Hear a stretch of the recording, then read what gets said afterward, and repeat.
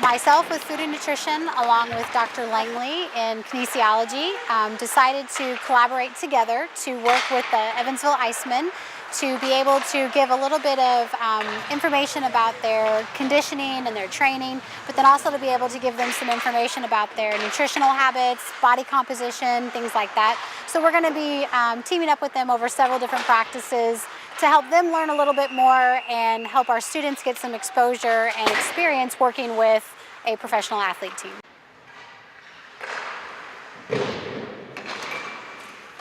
We brought in people who are alumni, current students, and then we wanted people from the community. So we wanted to have the highest level possible.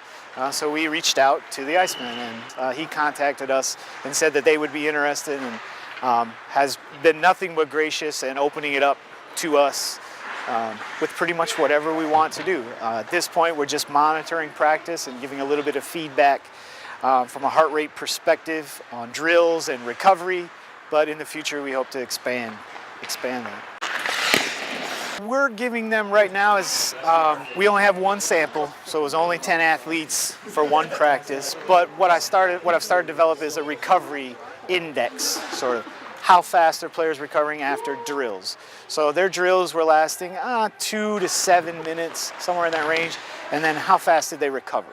So we're giving them an idea of when they're on a shift, when they might be able to substitute back in. Again, that's sort of a scientific approach. Coach has much better feel from a visual perspective, seeing, and then there's strategic reasons why you put people on and off. I mean, from the nutritional standpoint, we're definitely going to be able to help show them where they may be lacking, some areas that proven through research that are going to be able to enhance their performance on the field, help them with nutrition to be able to recover quickly, more fully recover after their practices and their games.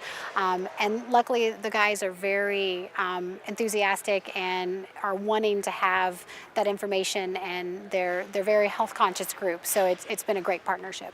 A lot of it is psychological, and that's part of this is you can tell if somebody's going hard or not.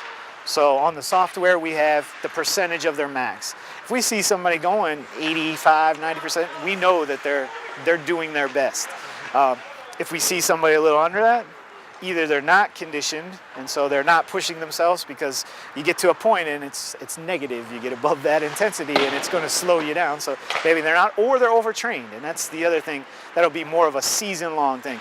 Actually, this is just a piece of a bigger picture for a senior dietetic student, Rainey Salyer. She is doing a practicum where she is, we're looking at the USI athletes and kind of comparing a collegiate athlete to a professional athlete and what their differences are, where their similarities are, where their educational needs are, if there's any gaps or places that we would need to fill in with nutrition education at the collegiate level, hopefully before they made it to a semi-pro or a professional level.